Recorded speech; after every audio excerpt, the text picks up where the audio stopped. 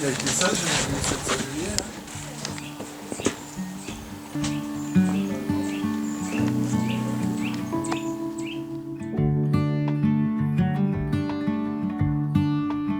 On a vraiment, pour moi, c'est un devoir d'enrichir en diversité, c'est clair, et de voir ce qui se passe. Les lentes, le sparcier cet été, mais il a fleuri mais pendant 3 semaines, 4 semaines. Il pend des champignons matures en forêt pour augmenter la dispersion des spores. Et il a 40 ans d'expérience avec sa femme dans une des vallées d'Autriche les plus froides, où ils font pousser du citronnier et du raisin. C'est couper régulièrement un arbre pour avoir... toutes les branches jusqu'au tronc. Ça dépend jusqu'au tronc. Mais tu as des troncs dans le Tarn, par exemple, c'est quand même des troncs élevés. C'est-à-dire c'est des grands poteaux jusqu'à 8-10 mètres, des chênes comme ça, et ils faisaient le fagot, la feuille. Au départ, il y a quand même une histoire aussi de propriété de nobles et de fermiers qui n'avaient pas le droit de couper d'arbres. Là aussi, c'est les fruitiers qui ont été plantés. On voit que sur les rigoles, il y a des frênes et des espèces du pin. Okay. Donc ça, il faudrait voir comment on peut... Donc ça, il n'y a quasiment personne qui se l'offre. C'est-à-dire, tu vois, tu détermines quel arbre tu veux prendre dans ce bouquet de chênes verts, de chênes pubescents, de forêt. Eh bien, au niveau de la réaction à la lumière et des arbres, l'optimum, tu fais ton plan, tu marques les arbres avec une ficelle, mais pas avec de la peinture. Petit ruban, faire des exercices. Et ça, tu vas le prendre à la bonne saison, à la bonne lune, sur 2 ans.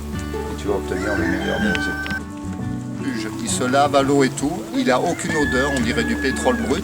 Le pot de 25 kg vaut pas grand-chose. Une demi-cuillère à soupe de fruits-cuivre, de cuivre pour les arbres, mais bien dosé par kilo de ce goudron, et pour tout cicatriser. Alors, si on veut cicatriser dans le meilleur des cas, c'est immédiatement. Il vaut mieux, on coupe en amont, on fait un moignon et on reprend le moignon. Comme ça, on n'a pas le poids, on a la longère. On coupe bien propre. Elle paraît petite à droite, mais quand même, il y avait du lierre là-dessous. Ouais. Alors, le lierre, on le garde complètement, c'est un cadeau.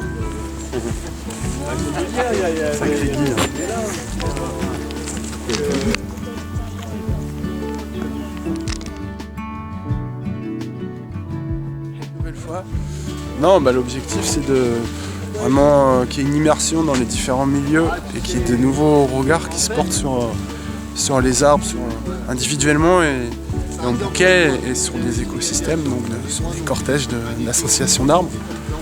Un nouveau regard en tant que vivant et aussi comme qu'est-ce qu'on peut faire pour qu'ils poussent mieux et rénover peut-être certains endroits où ça stagne un peu. Aussi arriver à en retirer des sous-produits qui permettent à la fois d'améliorer la forêt et peut-être faire du bois de chauffe en autoconsommation. Bon mais voilà, c'est une immersion, on suit quelqu'un qui a un autre regard plein d'années, qui travaille dans la forêt et qui coupe des arbres et qui apprend à les regarder d'abord. Au niveau du houppier, ça va être rebouché très rapidement. Ça c'est déjà dégénéré, on pourra le prendre. Celui-là aussi, donc là c'est assez clair. Et on hésitera. Et celui-là, on verra dans quelques années. Pour bien repérer il y a la densité, mais bien repérer le feuillage. Toi, tu peux te planter. Donc en le secant, tu vois vraiment où il est.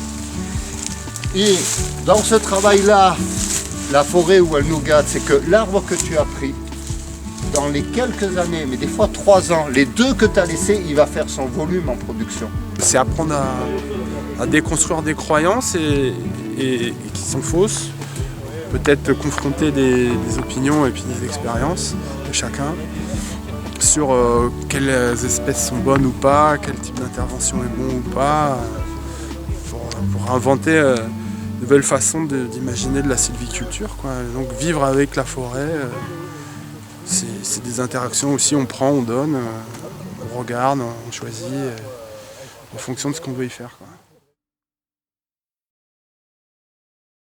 De retrouver l'émerveillement de la vie.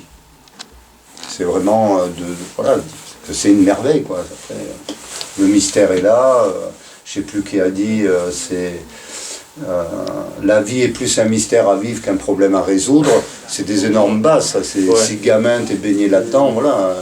Et tous les cas, moi je m'estime extrêmement chanceux. Au plus ça va, au plus je remercie. Et puis il y a des modifications, quoi. Même quand ça va pas, ben, ça va bien. Et, tu as de la pouvoir à perpétuité, c'est-à-dire que c'est bien géré. Tu vois ce que je veux dire? On a tiré énormément à bout.